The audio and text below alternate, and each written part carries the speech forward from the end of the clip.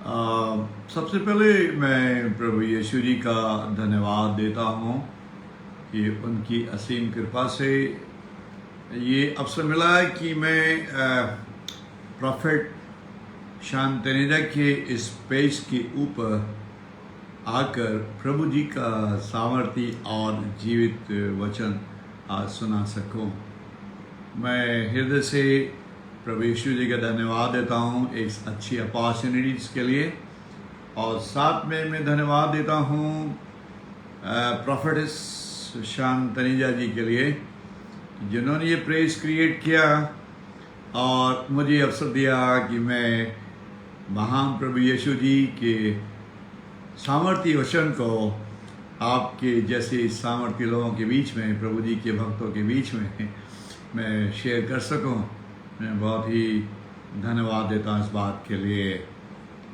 आज हम जिस बात पर ध्यान करेंगे वो ये बात है कि जो लोग प्रभु यीशु जी की ओर देखते हैं उनके जीवन में कोई कमी घटी कभी नजर नहीं आती। आज का संदेश प्रभु जी के लिए प्रभु जी ने हमें दिया है कि जो लोग उसको निहारते हैं, जो लोग उसको देखते हैं, जो लोग उसकी ओर दृष्टि करते हैं, उनको ज्योति मिलती है और उनका मुंह कभी भी काला नहीं होने पाता। ये वचन पाया जाता है वचन संहिता 34 सैम 34 और उसका 5th वर्स, जहाँ इस प्रकार से लिखा हुआ है कि जिन्होंने उसकी ओर दृष्टि की उन्होंने ज्योति पाई। What a joy if you look at the God, He will never put you in the dark. जिन्होंने उसकी ओर ज्योति की, जिन्होंने उसकी ओर दृष्टि की उन्होंने ज्योति पाई और उनका मुंह कभी भी काला नहीं होने पाया। ये एक बड़ा ही मोटिवेशनल एक इंडिकेटर है कि अगर हम प्रभु यीशु जी की ओर देखते हैं तो सच बात तो ये है कि हमारा मुंह कभी भी काला नहीं होने पाता है। लेकिन मैं आपको बताना चाहूँगा कि हम लोग दुख मुसीबत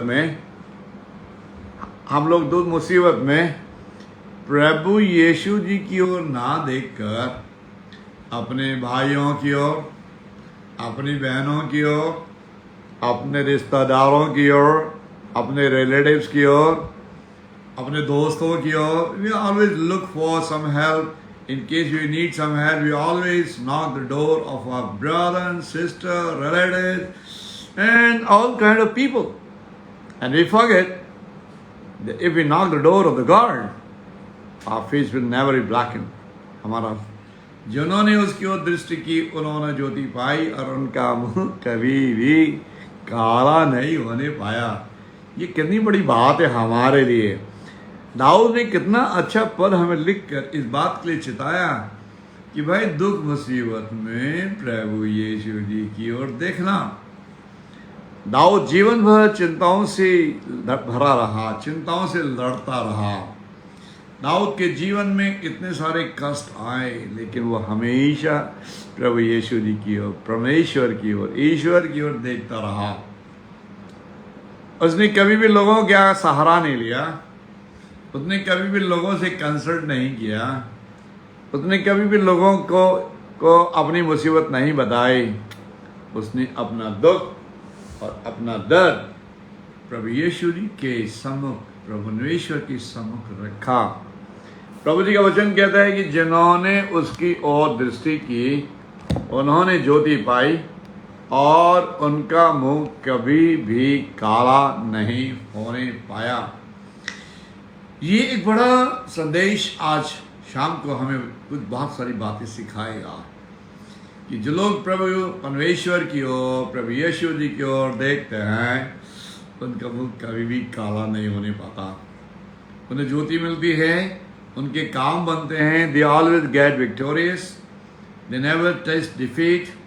They never lose their battle. The God always prepare the table in front of the enemies. And the best part is, if the God is with us, who can be against us? ये बात इस पद के द्वारा दाऊद ने हमें बहुत अच्छी तरह से समझाई है और कह रहे हैं, अरे भाई जिन्होंने उसकी ओर दृष्टि की उनका मुंह कभी भी काला नहीं होने पाया। उन्होंने ज्योति पाई, उनकी समस्याओं का समाधान हुआ, उनके घर के अंदर सुख और चैन आया, उनके घर के अंदर शांति आई, उनके सपनों में प्रभु यीशु जी ने रंग भरा, उनको जीवन को सफल बनाया। घर में किसी बार की कोई चिंता परेशानी नहीं पाई गई। पर ये कब होता है? ये तभी होता है जब हम प्रभु यीशु जी की ओर, परमेश्वर की ओर ताकते हैं, जब हम उनकी ओर देखते हैं, जब उनसे कुछ आशा लगाते हैं, तभी ये सब हमारे जीवन में होता है। प्रभु यीशु जी कहते हैं, जिन्होंने उसकी ओर ज्योति, जिन्होंने उसकी ओर दृष्टि की उन्होंने ज्योति पाई। बट विडंबना हमारे जीवन की ये है, दुख मुसीबत आने पर हम प्रभु जी को नहीं ताकते। दुख मुसीबत आने पर हम अपनों का सहारा लेते हैं। दुख मुसीबत आने पर हमारे जीवन के अंदर प्रभु का स्थान ना पाके दोस्तों का स्थान पाया जाता है, और यही तो हमारा दुर्भाग्य है। आज प्रभु जी परमेश्वर हमें ये सिखा रहे हैं, दुख मुसीबत में अपनों का सहारा मत लेना। अगर आप अपनों का सहारा लोगे, एक तो आपकी समाधान समस्याओं का, डिफिकल्टीज का समाधान नहीं होगा, और दूसरा आपको जीवन के अंदर हताश होना पड़ेगा। You will taste the defeat. The God says, जिन्होंने उसकी ओर दृष्टि की, जिन्होंने उसको देखा, जिन्होंने अपनी प्रॉब्लम को प्रभु जी के चरणों पर उंडेला, जिन्होंने अपने समस्याओं को प्रभु जी के चरणों पर रखा, जिन्होंने प्रभु जी के साथ अपनी मुसीबतों को बांटा, उनके सारी प्रॉब्लम्स को प्रभु यीशु जी ने समाधान किया। लिखा है, जिन्होंने उसकी ओर दृष्टि की उन्होंने ज्योति पाई और उनका मुंह कभी भी काला नहीं होने पाया। ये बात बिल्कुल सच है।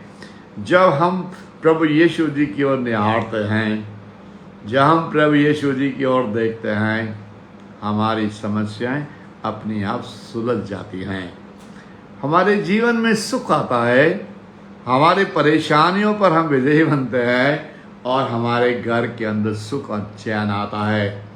आज का ये पद हमें सिखा रहा है हम किसकी ओर देख रहे हैं। आज का पद हमें बता रहा हमारे जीवन में ज्योति विराजमान है या नहीं, या हम अंधेरे में ही चल रहे हैं। आज का पद हमारी आत्मिक आंखों को खोलकर हमें ये बता रहा है, अरे भाई ठीक जगह देखो, परमेश्वर की ओर देखो, परमेश्वर की ओर ताको। वही है जो हमारी समस्याओं का समाधान कर सकता है, वही तो है जो हमारे जीवन में खुशियाँ ला सकता है, और वही तो है जो हमें गले लगाकर अपना बना सकता है। इसीलिए इस पेज के ऊपर मैं आपसे निवेदन करूँगा, जब भी जीवन में परेशानी आए तो अपनों का सहारा ना लेना, प्रभु जी का सहारा लेना। जब भी प्रॉब्लम आए, जिन्होंने उसकी ओर दृष्टि की, दुख मुसीबतों में जिन्होंने उसकी ओर दृष्टि की, उन्होंने ज्योति पाई और उनका मुंह कभी भी काला नहीं होने पाया। मैं एक दो तीन उदाहरण बाइबल से ही रखकर आपके सामने बताऊंगा कि जिन जिन लोगों ने मुसीबतों में प्रभु जी के सम्मुख अपने आप को अर्पण करके उनकी ओर ताका, जीवन में खुशियां बरसती चली गईं, जीवन में सपनों के अंदर रंग भरता चला गया। जीवन के अंदर कभी भी ऐसा नहीं लगा कि प्रभु जी की ओर देखकर हताशा हाथ लगी हो, प्रभु जी की ओर देखा और डिफीट हाथ में मिली हो। अगर आप सच्चे मन से पूरे विश्वास के साथ यहोवा की ओर देखते हैं, प्रभु यीशु जी की ओर देखते हैं, तो ज्योति तो मिलती है, साथ में सफलता भी मिलती है। अब मैं एक एग्जाम्पल आपके सामने रखूंगा। सैमुअल की माँ का नाम तो आपने जरूर सुना होगा। ये लेडी, इसकी कोई बच्चा नहीं था। पहला सैमुअल और उसका 10वां, 7वां, 10वां, 12वां और 14वां पद और 15वां पद मैं आपके सामने रख रहा हूं, जो ये कहता है कि ये लेडी अपने परिवार में दूसरी एक और इसके साथ लेडी है, घर में रहती है, लेकिन वो उसको चिढ़ाती है कि इसका कोई बच्चा नहीं है, इसका कोई बेबी नहीं है। ये प्रभु जी के दरवाजे पर, उसकी चौखट पर आकर आंसुओं के साथ रोकर उनकी ओर देख रही है, और उसको कोई और भी देख रहा है जो वहाँ उस हैकल का पुजारी है, एली, वो भी इसको देख रहा है। मैं आपको बताना चाहूँगा, जो लोग यहोवा की ओर देखते हैं अपनी मुसीबतों के समाधान के लिए, उनका समाधान कैसे होता है अभी जरा यहाँ पर देख लीजिएगा। जब ये महिला सैमुअल की माता उस हैकल के दरवाजे पर आंसुओं के साथ अपने मन की चिंता को प्रभु जी के चरणों पर उंडेल रही है, तो उनसे एक बात कह रही है, हे प्रभु यीशु, हे यहोवा, हे सनातन परमेश्वर, अपनी दासी की सुधि लेना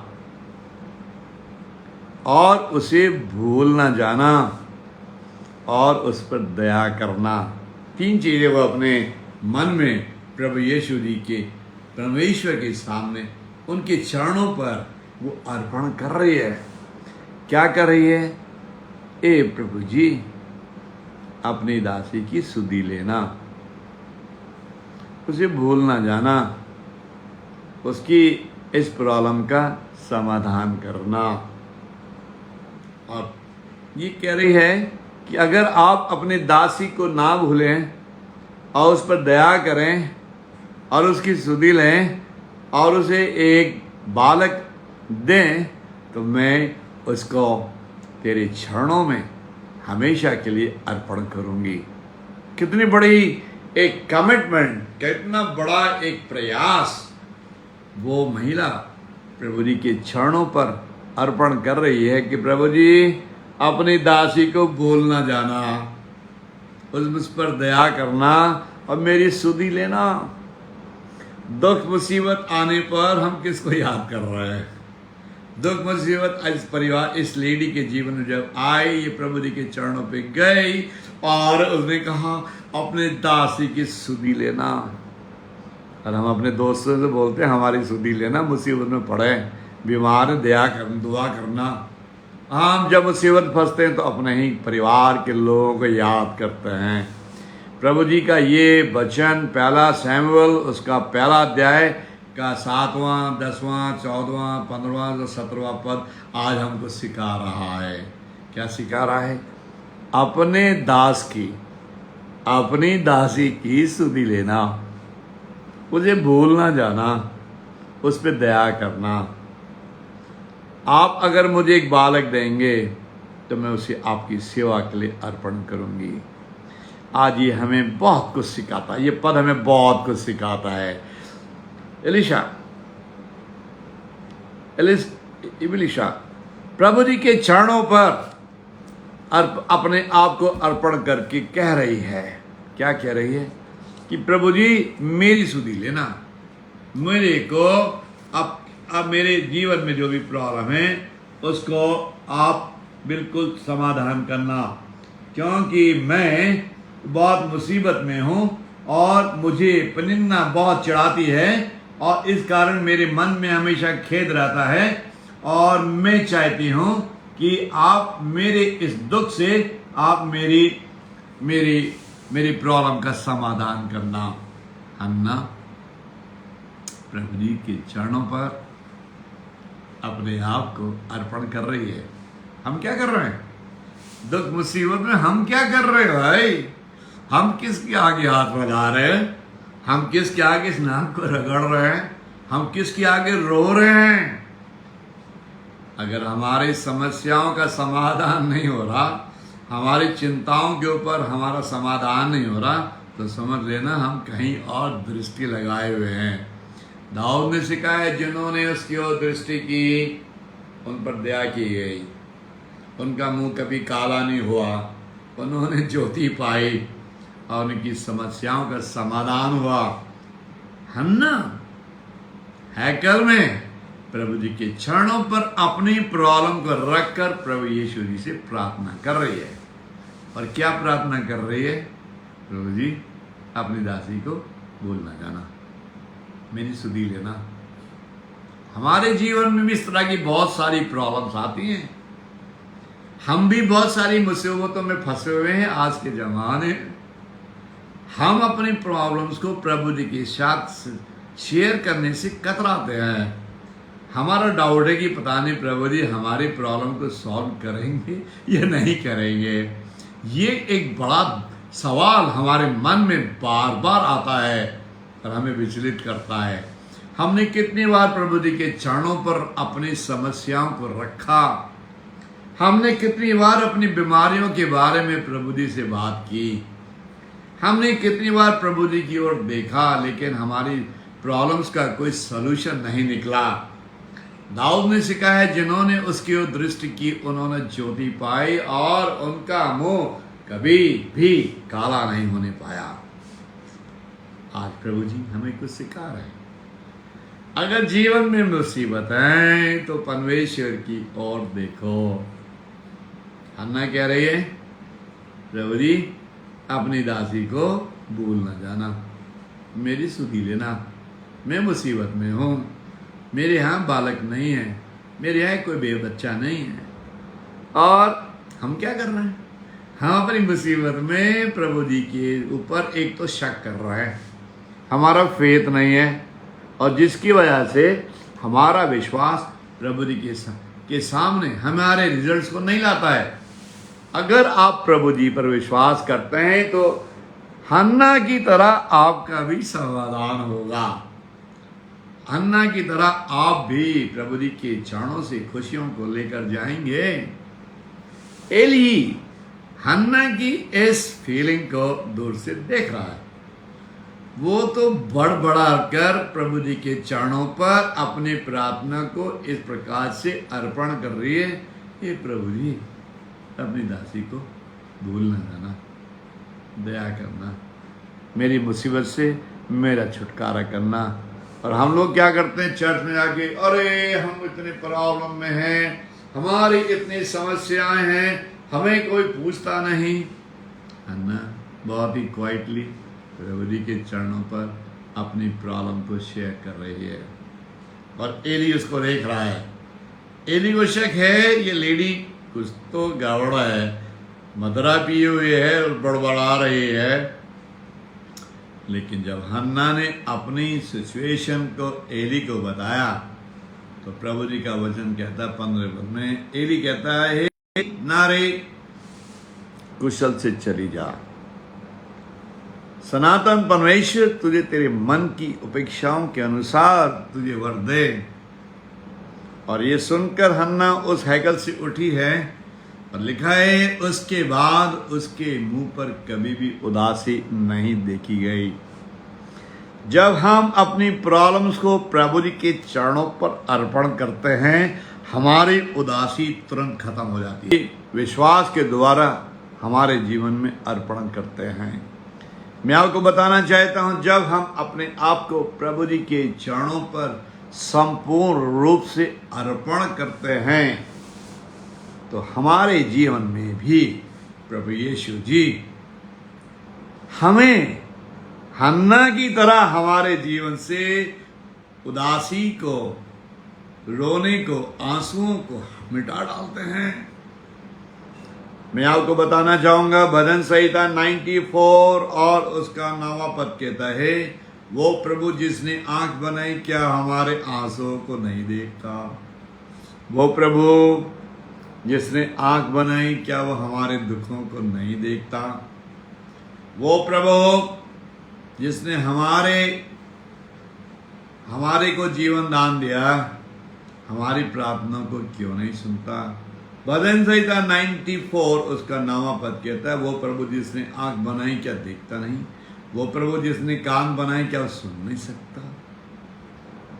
हन्ना की प्रेयर को प्रभु जी ने सुना। हन्ना की प्रेयर अनुसार प्रभु जी ने उसे वर दिया। उसके जीवन में एक लड़का उत्पन्न हुआ जिसका नाम सैमुअल रखा गया। लेकिन जब हमारे जीवन में दुख मुसीबतें आती हैं, हमारे रिजल्ट हन्ना की तरह नहीं दिखाई देते। हमारे जीवन में कुछ और दिखाई देता है। हमारे जीवन में आंसू दिखाई देते हैं, हमारे जीवन में दुख दिखाई देता है, हमारे जीवन में चिंताएं दिखाई देती हैं। हम आपके सामने प्रभु जी का ये संदेश आपके सामने लाया हूं और आपको बताना चाहता हूं कि प्रभु जी की ओर देखो। प्रभु जी से कहो, मेरी सुधि लेना, मुझे भूल ना जाना। जिन्होंने उसकी ओर दृष्टि की उन्होंने ज्योति पाई और उनका मुंह कभी भी काला नहीं होने पाया। कितनी बड़ी बात है हमारे लिए। आज जीवन से अगर मुसीबतों का छुटकारा करना है तो हमने प्रभु यीशु जी की ओर देखना है। वो प्रभु जिन्होंने अपने प्राण हमारे लिए दिए उनकी ओर देखना है। वही तो है जो हमारी मुसीबतों से हमारा छुटकारा कर सकते हैं। इसीलिए मैं आपको चिता रहा हूँ। भजन संहिता 34 और उसका 5वां पद कहता है, जिन्होंने उसकी ओर दृष्टि की उनका मुंह कभी भी काला नहीं होने पाया। उन्होंने ज्योति पाई, उनका समाधान हुआ। They all got victorious, they got all the purpose, they got all the there purpose solved in the life. They never encounter any problem. God solved all the problem. God laid the table in front of the enemies. प्रभु जी ने उनकी सारी समस्याओं का समाधान किया। जब इसके जीवन में वो लड़का पैदा हुआ, हन्ना के जीवन में, तो उसने जो गीत गाया वह आज मेरे और आपके जीवन में बहुत ही खरा उतरता है। क्या गीत गाया? पहला शमूएल उसका 2 अध्याय का 7वां और 8वां पद कहता है, वो कंगाल को घूरे धूल से और दरिद्र को घूरे से उठाकर अधिपतियों के साथ बिठाता है। हमारे जीवन में कितनी ही मुसीबतें क्यों ना हो, हम मुसीबतों से लड़ते लड़ते क्यों ना कितने कंगाल हो गए हो, क्यों ना हमने अपने सारा पैसा बीमारियों के ऊपर खर्च कर दिया गया हो, क्यों ना हमारे घर में कितनी भी मुसीबतें क्यों ना हुई हो, जब हम प्रभु जी के चरणों पर अपने आप को हन्ना की तरह अर्पण करके प्रभु जी से कहते, प्रभु जी अपने दास को, अपनी दासी को भूल ना जाना, मेरी सुधि लेना, मेरी समस्याओं का समाधान करना। तो मैं आपको बताना चाहता हूँ प्रभु यीशु जी आपकी समस्याओं का समाधान कर सकते हैं। इसीलिए मैं आपको बताना चाहता हूँ कि जो लोग प्रभु जी पर अपने दृष्टि गड़ाए रहते हैं, जो लोग प्रभु यीशु जी के ऊपर अपने आप को निछावर करते हैं, जिनका विश्वास प्रभु यीशु जी के चरणों से जुड़ा हुआ है, वो हमेशा ज्योति पाते रहते हैं और उनका मुंह हमेशा चमकता रहता है। उनके मुंह पर कभी भी दुख नज़र नहीं आता, परेशानी नज़र नहीं आती, चिंता कहीं भी हावी नहीं होने पाती। ये हन्ना ने वो गीत गाया जो मेरे विचारों को बहुत ऊपर तक ले जाता है। वो कंगाल को घूरे से पहला शमूएल उसका 2 अध्याय का 7वां और 8वां पद कहता है, वो कंगाल को घूरे से और दरिद्र को धूल से उठाकर राजा महाराजों के साथ बिठाता है। यही है उन लोगों का रिजल्ट जो प्रभु यीशु जी की ओर देखते हैं। आपका कोई साथ दे ना दे, आपको कोई प्यार करे ना करे, बस अपने आप को प्रभु जी के चरणों से जोड़ कर रखना और देखना कि सारी दुनिया आपको प्यार करेगी, सारी दुनिया आपको गले लगाएगी, सारी दुनिया आपके आगे आपके विचारों के लिए, आपके प्यार के लिए हमेशा आपको सर आंखों पर बैठाएगी। पहला शमूएल उसका 2 अध्याय का 8 पद में लिखा, वो तो कंगाल को दूर से और दरिद्र को घूरे से उठा के राजा महाराजाओं के साथ बिठाता है। जब हमारी दृष्टि प्रभु यीशु जी की ओर लगी होती है, जब हम प्रभु यीशु जी के चरणों में अपने आप को अर्पण करते हैं, तो प्रभु जी आपको अकेला नहीं छोड़ते हैं, अकेला नहीं छोड़ते हैं। मैं एक दूसरी घटना आपके सामने रखूंगा और बताऊंगा, जो लोग यहोवा की ओर देखते हैं, प्रभु यीशु जी उनके काम को इतना सरल बना देते हैं, इतना सरल बना देते हैं, उनकी सोच के पर होता है। एक घटना ऐसी घटी है और एक घटना लड़ाई की है, और इसमें ईसा प्रभु जी ने चमत्कार किया है कि आप भी सुनेंगे तो आपका विश्वास डेफिनेटली बढ़ेगा।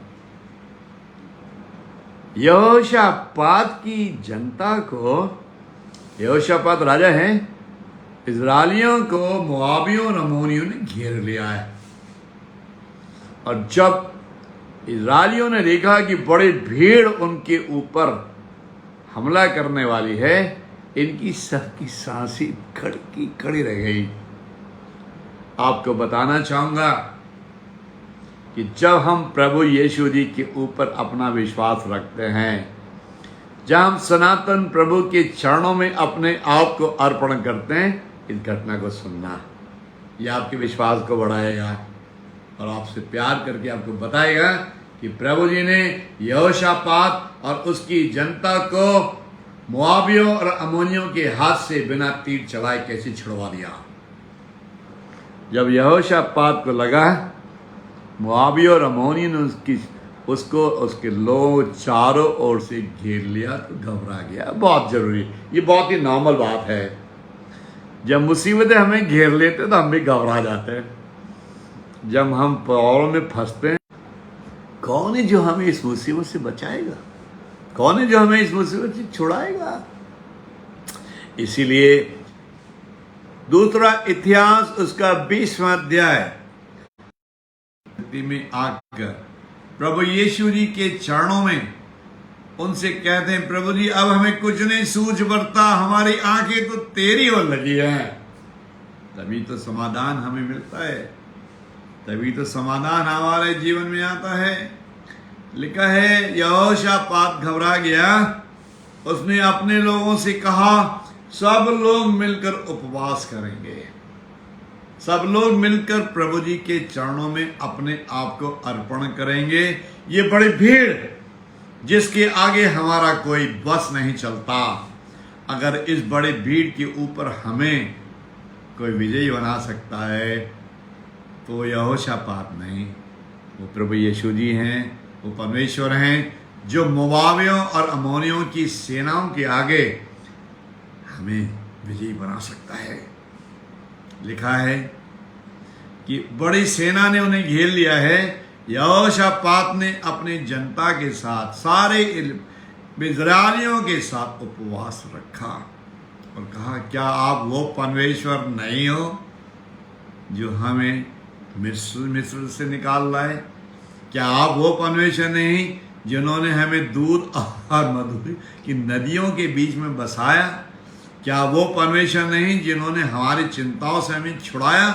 आज ये बड़ी सेना हमारे चारों ओर खड़ी हुई। पहला दूसरा इतिहास उसका 20वां अध्याय के 12वें पद से मैं आगे चल रहा हूं, जो ये कह रहे हैं इनके आगे हमारा बस नहीं चलता, इन मुसीबतों के आगे हमारा बस नहीं चलता, इन चिंताओं के आगे हम घुटने टेकने के अलावा हमारे लिए कुछ नहीं बचा। इन मुसीबतों ने हमें जकड़ लिया है, इन बीमारियों ने हमारे धन को खत्म कर दिया है। ये बड़ी सेना अब तो हमारे को चारों ओर से घेर लिया, इनके आगे हमारा बस नहीं चलता। प्रभु यीशु जी कह रहे हैं जब हम ऐसा अपने आप को प्रभु जी के चरणों पे अर्पण करते हैं तो यहोशापात अपने लोगों के सामने, अपने लोगों के साथ प्रभु के चरणों में, प्रभु के हैकल में, उनके मंदिर में खड़ा होकर कह रहा, ए बड़ी भीड़ के आगे हमारा बस नहीं चलता, हमारी आंखें तो तेरी ओर लगी हैं, इसका समाधान आप ही तो करोगे। भजन संहिता 34 उसका 5 में लिखा है, जिन्होंने उसकी ओर दृष्टि की उन्होंने ज्योति पाई और उनका मुंह कभी भी काला नहीं होने पाया। यहाँ अब यहोशापात का मुंह काला नहीं होगा, इजराइल के लोगों के एक आदमी का भी मुंह काला नहीं होगा, उनको उस भीड़ से डरना नहीं होगा। यहोवा कहते हैं, ये युद्ध तुम्हारा नहीं है, ये युद्ध तुम्हारा नहीं, ये युद्ध मेरा है। ये बीमारियां तुम्हारा कुछ नहीं बिगाड़ सकती, ये चिंता तुम्हारी नींद को नहीं छीन सकती, ये धन की कमी तुम्हारे सुख को नहीं छीन सकती। ये युद्ध मेरा है, मेरा, मैं लड़ूंगा तुम्हारे लिए, तुम नहीं लड़ोगे। तुम्हारी मुसीबतों पर मैं तुमको विजयी बनाऊंगा, तुम्हारी चिंताओं से मैं तुमको छुड़ाऊंगा, तुम्हारे घर के अंदर सुख और शांति बरसाऊंगा। ये बड़ी भीड़ को देखकर, इन बड़ी चिंताओं को देखकर, इन बीमारियों को देखकर घबराना नहीं। यहोशापात अपने लोगों को कह रहा है, अब यहोवा हमसे यूं कहता है, ये बड़ी भीड़ तुम्हारा कुछ नहीं कर सकती, क्योंकि ये युद्ध तुम्हारा नहीं, ये युद्ध यहोवा का है। आज यहोवा तुम्हारे लिए लड़ेगा। खड़े खड़े उद्धार का काम देखो, खड़े खड़े उद्धार का काम देखो। निर्गमन 14वां अध्याय का 13वां पद, जब इज़राइल लाल सागर को पार करके दूसरे छोर पर चले गए।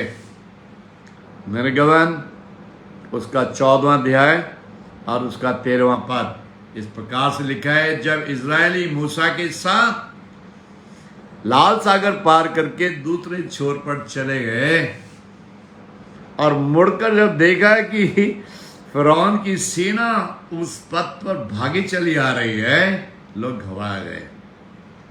मूसा ने क्या कहा? खड़े रहो, खड़े खड़े यहोवा का उद्धार का काम देखो। जिन्होंने उसकी ओर दृष्टि की उन्होंने ज्योति पाई और उनका मुंह कभी भी काला नहीं होने पाया। मूसा कह रहा उन लोगों से, भाई खड़े रहो, खड़े खड़े उद्धार का काम देखो। निर्गमन 14 उसका 13वां पद, खड़े खड़े उद्धार का काम देखो भाई। जिन इजिप्शियंस को, जिन मिस्रियों को तुम आज देखते हो, आज के बाद कभी नहीं देखोगे।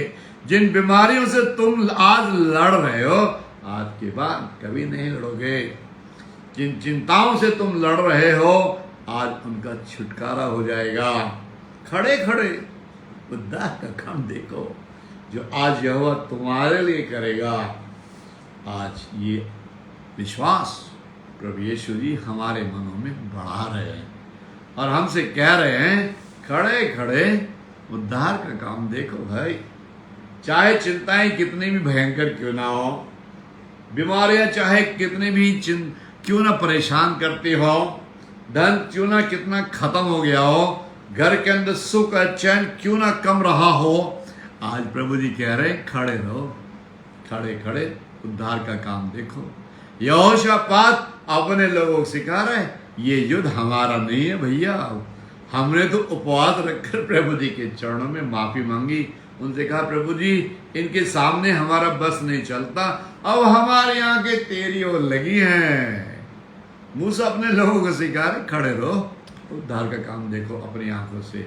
जिन मिस्रियों को तुम आज इधर दौड़ता हुआ देख रहे हो ना, आज के बाद ना कभी देखोगे, क्योंकि आज यहोवा वो काम करेगा जो तुम्हारे सपनों से परे है। आज हमारे जीवन में यही चमत्कार होने की लालसा हम देखते हैं। आज हम अपने जीवन में चाहते हैं हमारे जीवन में खुशियाँ हो, हम चाहते हैं हमारे जीवन में सुख हो, हम चाहते हैं हमारे घर में सब प्रकार का धन खुशियाँ और सुख पाया जाए, बीमारियों से छुटकारा हो। प्रभु जी हमें सिखा रहे, खड़े रहो, खड़े खड़े उद्धार का काम देखो।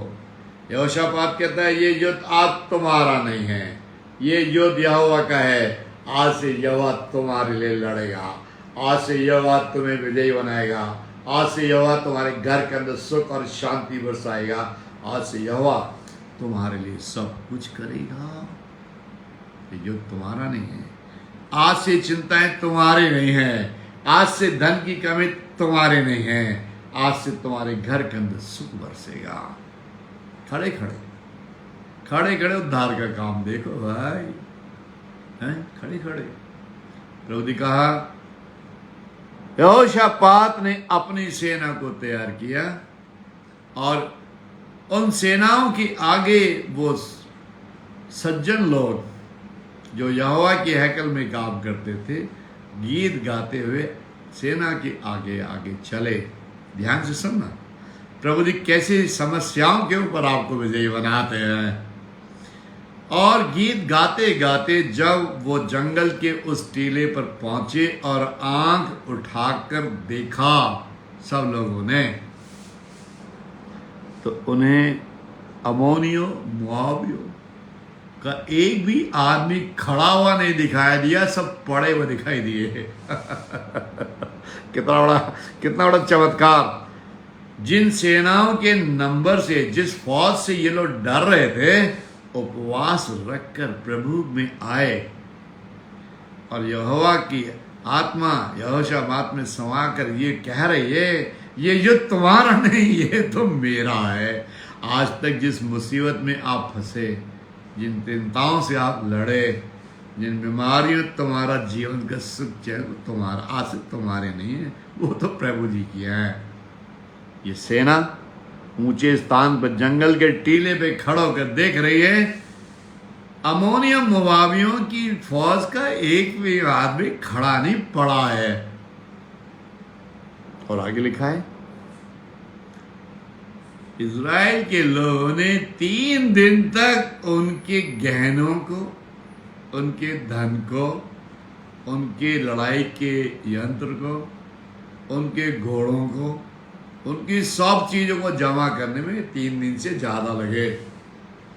जिस सेना से ये लोग डर रहे थे, जब उन्होंने प्रभु की ओर आंख उठाई, जब उन्होंने अपने विश्वास को प्रभु जी की ओर बढ़ाया, जब उन्होंने प्रभु जी के सामने उपवास रखकर प्रार्थना की, वो सेना जिसके आगे घुटने टेकने को तैयार थे, उस सेना का एक भी आदमी इन्हीं खड़ा हुआ नहीं दिखाई दिया।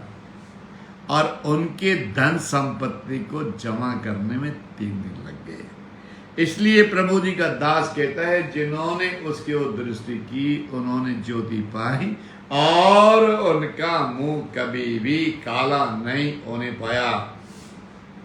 मैं आपको बताना चाहता हूं कि जब हम अपने आप को प्रभु जी के चरणों पर अर्पण करते हैं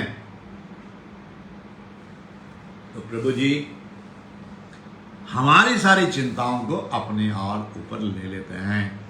भजन संहिता 30 और उसका 11वां पद मुझे बहुत अच्छा लगता है। भजन संहिता 30 और उसका 11वां पद मुझे बहुत अच्छा लगता है, जो ये कहता है तूने मेरे विलाप को, तूने मेरे आंसुओं को, तूने मेरी मुसीबतों को, तूने मेरी चिंताओं को, तूने मेरी धन की कमी को नृत्य में बदल डाला, डांस में बदल डाला है। तूने मेरे विलाप को, मेरे आंसुओं को, जिन्होंने उसकी ओर दृष्टि की उन्होंने ज्योति पाई और उनका मुख कभी काला नहीं होने पाया। भजन संहिता 30 और उसका 11वां पद कहता है तूने मेरे विलाप को, तूने मेरे आंसुओं को, तूने मेरी परेशानियों को नृत्य में बदल डाला है। आज हमारे सामने ये जरूरत है, आज समय की ये मांग है, आज हम प्रभु यीशु के सामने खड़े होकर उनकी ओर निहारें, उनको देखें और उनसे कहें प्रभु जी आज मैं सैमुएल की माँ हन्ना की तरह आपसे ये रिक्वेस्ट कर रहा हूं प्रभु जी, अपने दास को, अपने दासी की सुधि लेना, मुझे भूल ना जाना, मुझ पे दया करना। खड़े खड़े प्रभु का उद्धार देखो, मूसा अपने लोगों को सिखा रहा है। निर्गमन की पुस्तक उसका 14वां अध्याय का 13वां पद, खड़े खड़े। जिन मिस्रियों को, जिन बीमारियों को, जिन चिंताओं को तुम आज देखते हो, आज के बाद कभी ना देखोगे। कितने बड़ा आश्वासन प्रभु यीशु जी हमें दे रहे हैं, कितने बड़ी बात हमारे लिए प्रभु यीशु जी कह रहे हैं। हमसे कह रहे हैं भाई, हम प्रभु यीशु जी के चरणों में अपने आप को सैमुएल की मां हन्ना की तरह उपस्थित करें। अपनी दासी की खबर लेना, भूल मत जाना, और मेरी मुसीबतों से मेरा छुटकारा करके मुझे एक बालक देना। दाऊद कह रहा अपने लोगों से हिलना नहीं, अपनी जगह पे खड़े रहना। आज जिन मुसीबतों से तुम डर रहे हो, जिन मिस्रियों से तुम डर रहे हो, आज के बाद नहीं डरोगे। जिन चिंताओं से तुम लड़े हो, आप तुम्हें वो परेशान नहीं करेंगी। इस धन की कमी से तुम घबरा रहे हो, आज के बाद खत्म हो जाएगी। खड़े खड़े तूने मेरे गुलाब को नृत्य में बदल डाला है, और मेरी कमर में टाट का पटका हटाकर आनंद का पटका बांधा है। मेरी कमर से टाट का पटका निकालकर आनंद का पटका बांधा है। आज हम सबको इस बात की जरूरत है, जितने लोग सुन रहे हैं और जो बात फ्यूचर में सुनेंगे, हम सबको इस बात की जरूरत है कि हमारे जीवन से प्रभु यीशु जी कंगाली का पटका निकालें। तूने मेरी कमर से टाट का पटका निकालकर आनंद का पटका बांधा है। तूने मेरे विलाप को नृत्य में बदल डाला है। कितनी बड़ी बात है। आज जरूरत है प्रभु यीशु जी हमारे आंसुओं की ओर ध्यान दें। आज आवश्यकता है इस बात की, प्रभु जी हमारी चिंताओं की ओर ध्यान दें। आज जरूरत है इस बात की, धन की कमी की ओर ध्यान दें। तूने मेरे विलाप को, जिन्होंने उसकी ओर दृष्टि की, उन्हीं के लिए प्रभु जी कहें, तूने मेरे विलाप को नृत्य में बदल डाला है, और मेरी कमर से टाट का पटका निकालकर आनंद का पटका बांधा है। आज जरूरत है, यह आज आवश्यकता है कि हम प्रभु जी के चरणों पर अपने आप को अर्पण करके कहें, प्रभु जी हम पर तो दया करो, मेरी गरीबी को मिटाओ, मेरी धन की कमी को मिटाओ, मेरी चिंताओं से मेरा छुटकारा कराओ, मुझे अपने मन घर के अंदर सुख और शांति दो। तूने मेरे विलाप को नृत्य में बदल डाला है। जिन परेशानियों से तुम आज घबरा रहे हो, आज के बाद कभी ना देखोगे। अपने दासी की सुधि लेना, अपने दास की सुधि लेना, उसे भूल ना जाना। क्योंकि जब हम अपने आप को ऐसा करके प्रभु जी के चरणों पर अर्पण करते हैं, तो प्रभु जी हमारे जीवन में खुशियों का भंडार लगा देता है। मैं उन सब खुशियों को बड़ा एंजॉय करता हूँ, और मैं चाहता हूँ आप भी उसको एंजॉय करें। मैं एक और घटना आपके सामने रखूंगा कि जिन्होंने प्रभु जी की ओर दृष्टि की, उन्होंने तो ज्योति पाई, और उनका मुंह कभी भी काला नहीं हुआ। एक घटना और आपके सामने रखूंगा बाइबल से। अब्राहम गर्मी के समय दोपहर को ममरे के बीच, बांजों के बीच बैठा हुआ, धूप से बच रहा है। तंबू के द्वार पे बैठा हुआ है, वहां बांज वृक्ष लगे हुए हैं, उनके बीच में वो बैठा हुआ है। और प्रभु जी ने उसे एक दर्शन दिया। जब उसने आंख उठाकर देखा, लिखा हुआ है दूसरा पद, जब उसने आंख उठाकर देखा, ये है उत्पत्ति की पुस्तक, उसका 18वें अध्याय का दूसरा पद मैं आपके सामने रख रहा हूं। जब उसने आंख उठाकर देखा, प्रभु जी ने उसे दर्शन दिया, और दर्शन के बाद जब उसने आंख उठाकर उधर देखा, वह उसी देखने से ही अब्राहम का पूरा जीवन बदल गया। अब तक तो अब्राहम और साराई थे, लेकिन आंख उठा के देखने से ही सारा अभी एक बच्चे की मां को देगी, वो भी तब जब वैज्ञानिक तरीके से, साइंटिफिक तरह से सारा बच्चा कंसीव करने की पोजीशन में नहीं है। 14वें और 15 में लिखा है, क्या कोई काम प्रभु के लिए मुश्किल है, कठिन है? अभी समझाएंगे आपको। क्या कोई काम प्रभु जी के लिए कठिन है? मैं अभी आपको समझाता हूं। लिखा है, वो अपने तंबू के द्वार पे बैठा है और प्रभु जी ने उसे दर्शन दिया, और जब उसने आंख उठाकर देखा, भाई आंख उठा के तो देखना ही पड़ेगा प्रभु जी की ओर, तभी तो हमारा समाधान होगा। लिखा है, जिन्होंने उसकी ओर दृष्टि की, आंख उठा के दृष्टि की, ज्योति पाई। अगर ये अब्राहम अपनी आंख उठाकर उधर की तरफ नहीं देखता तो इज़ाक कहां से आता? एक सवाल खड़ा होता हमारे सामने।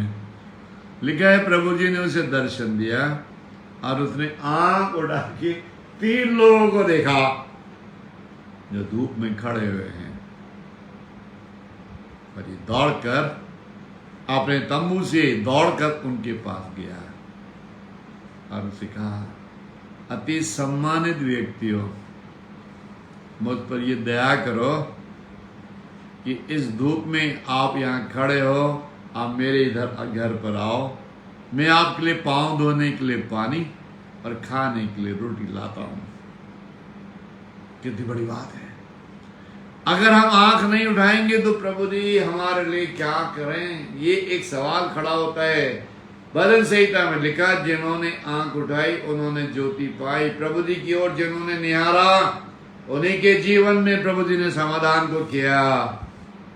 आंख उठा के देख, आंख उठाकर देख। अभी अब्राहम उनके लिए पानी लेके गया ताकि वो पांव धोएं, और दौड़ कर गया। रोटी में, इस कहानी को छोटा कर रहा हूं कि इस समय ज्यादा होता जा रहा है, और रोटी और एक पाला हुआ बछड़ा पकाकर उनके सामने उन्हें आदर सत्कार के साथ खिलाया। उन तीनों में से एक ने पूछा, तेरी पत्नी कहाँ है? सारा। उसने कहा, तंबू में है। वो कह रहे हैं, अगली वसंत को आऊंगा, क्योंकि तूने आंख उठा के प्रभु की ओर देखा है। अगली वसंत को आऊंगा और तेरे घर के अंदर एक बच्चा होगा।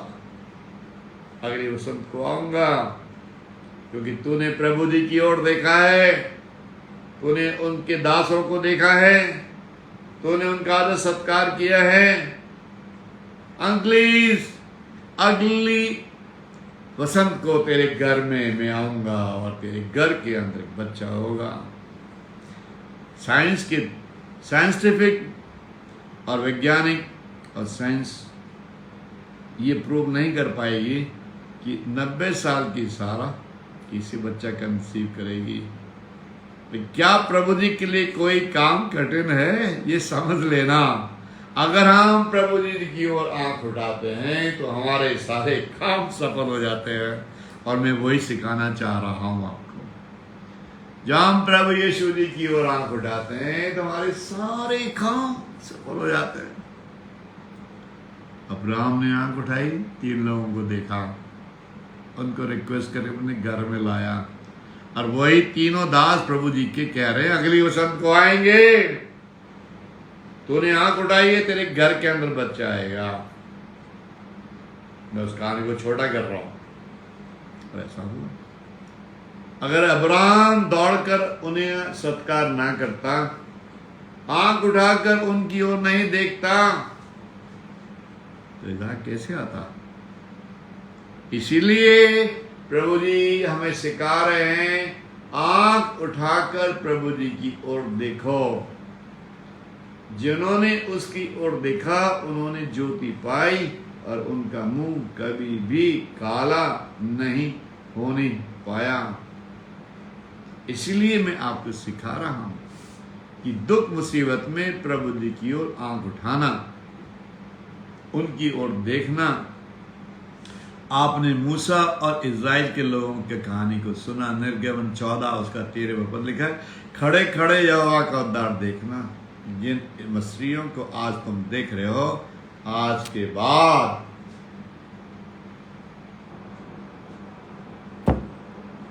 फिर कभी नहीं देख पाओगे, फिर कभी नहीं देख पाओगे।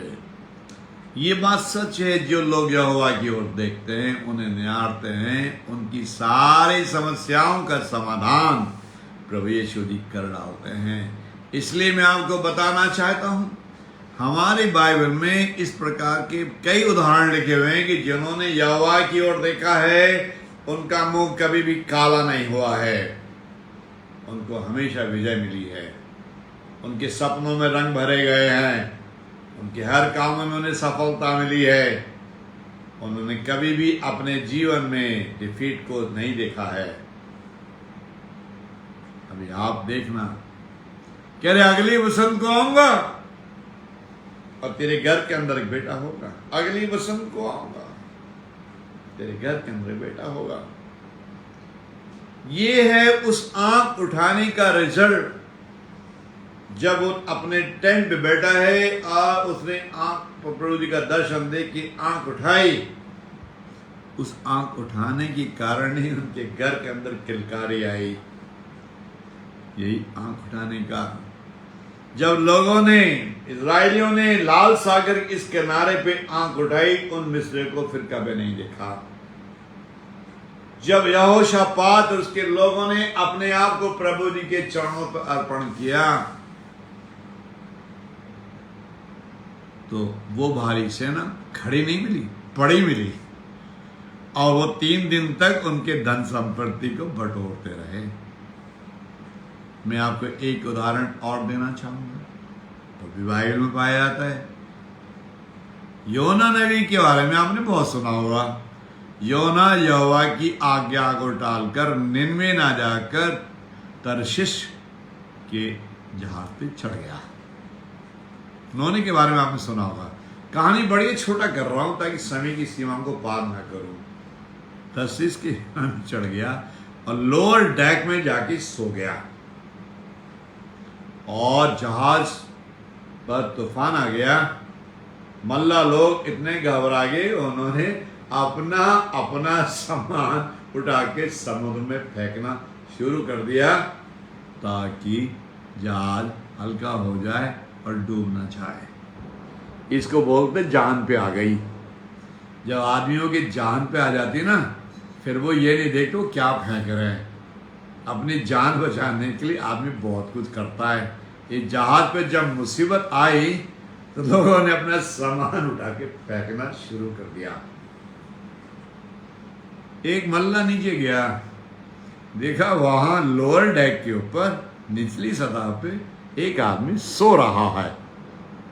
उसको उठाया, कहा यार पूरे सागर के अंदर, समुद्र में तूफान आया हुआ है, सारे लोग अपने सामान को फेंक कर जहाज को हल्का कर रहे हैं, और तू जहाज के लोअर डेक पे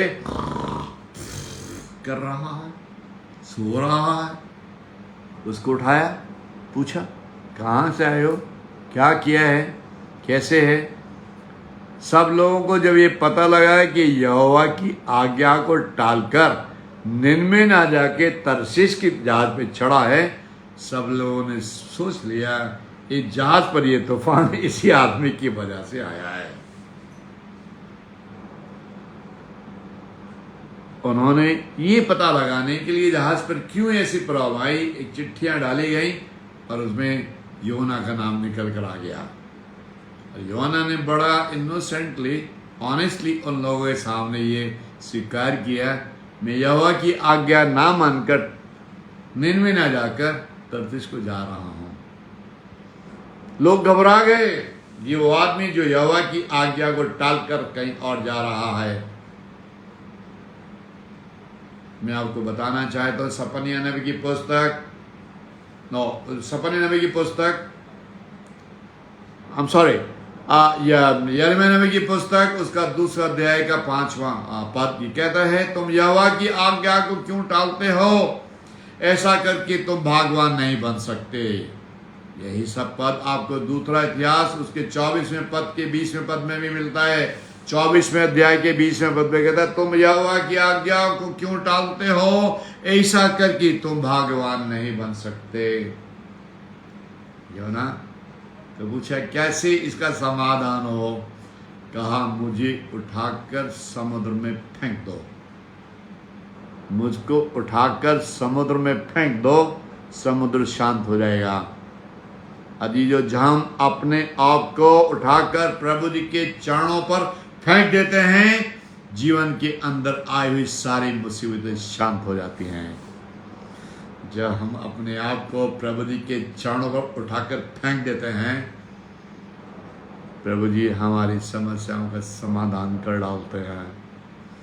जब हम अपने आप को उठाकर प्रभु जी के चरणों पर उठाकर फेंक देते हैं, हमारे जीवन के अंदर आए हुए धन की कमी खत्म हो जाती है। जब नोना बाहर निकल के आ गया, उस स्टोरी को छोटा कर रहा हूं, निन्वे गया और वहां जाकर उसने ये प्रचार किया, निन्वे शहर 40 दिन के बाद पलट दिया जाएगा। चेतावनी है प्रभु जी की, निन्वे शहर 40 दिन के बाद पलट दिया जाएगा।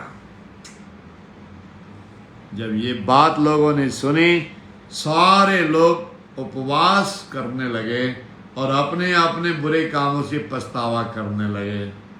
और इसमें आम आदमी नहीं, राजा ने राजपद से उतरकर अपने कपड़े उतारे, राज टाट ओढ़ा, राख के ऊपर बैठा, अपने सारी सेनाओं के अधिपतियों को, पुजारियों को, सारे बड़े लोगों को राख पे बैठकर प्रभु के सामने नम्र बनाया, अपने गुनाहों की तौबा की। जब हम ऐसा करते हैं, प्रभु जी हम पर दया करते हैं और निन्वे शहर बचा लिया गया। आज जरूर दे हम अपने आप को उठाकर प्रभु जी के चरणों पर फेंक डालें, क्योंकि जिन्होंने उसकी ओर दृष्टि की उन्होंने ज्योति पाई और उनका मुंह कभी भी काला नहीं होने पाया। प्रभु यीशु जी आपको बहुत आशीष दें। आइए हम प्रार्थना करें। हमारे बहुत ही कृपालु दयालु प्यारे प्रभु जी, बड़े श्रद्धा विनम्रता से हम अपने आप को आपके सामर्थी चरणों में उठाकर अपने आप को आपके चरणों में अर्पण करते हैं। प्रभु जी धन्यवाद देते हैं कि आपने सिखाया, जिन्होंने अपनी दृष्टि आपकी ओर की उन्होंने ज्योति पाई और उनका मुख कभी भी काला नहीं होने पाया। प्रभु यीशु जी हमको भी वर दें कि हम आपको हमेशा ताकते रहें, हम अपनी मुसीबतों में आपको ताकते रहें, अपनी बीमारी में आपको ताकते रहें। प्रभु जी जिन्होंने उसकी ओर दृष्टि की उन्होंने ज्योति पाई। प्रभु यीशु जी आप हम सबको नम्र बनाएं और ये वर दें प्रभु जी कि हम हर सिचुएशन में आपकी ओर निहारें, आपकी ओर देखें, ताकि हमारे जीवन में ज्योति आए और हमारा मुंह कभी भी काला ना हो। धन्यवाद देते हैं प्रभु जी कि आपने ये वर दिया। हम धन्यवाद देते हैं प्रोफेटिस शायन तनुजा के लिए, जिन्होंने ये प्रेस क्रिएट किया है और बहुत लोगों तक प्रभु जी का संदेश को पहुंचा रहे हैं। हम धन्यवाद देते हैं उनके जीवन के लिए, उनकी बड़ी रिस्पॉन्सिबिलिटी की है। वो जो भी काम कर रहे हैं उस पर दया करना, उनके चर्च के लोगों पर दया करना। जितने लोगों ने आज के दिन अपनी बीमारियों के लिए इस पेज पे लिखा, हम उन सब के लिए दुआ करते हैं। प्रभु जी आप उन सब को चंगाई देना, सबकी मदद करना, सबके घरों में सुख बरसाना, जीवन से दुखों को मिटाना। तूने मेरे विलाप को नृत्य में बदल डाला है, तूने मेरा टाट उतार कर आनंद का पटका बांधा है। प्रभु जी ये विश्वास है हमारा, क्योंकि आपने हमें सिखाया है, मेरी आंखें तेरी ओर लगी हैं। क्योंकि आप जब अपनी आंखों पे आप लगाते हैं, सारी सेना खड़ी नहीं पड़ी होती है। प्रभु जी इसलिए दुआ करते हैं हमारे विश्वास को बढ़ाएं, ताकि हम आपकी ओर देखते रहें और जीवन में ज्योति पाएं। ये प्रार्थना आपके सामर्थ्य वजह नाम पर मांगते हैं, आमीन।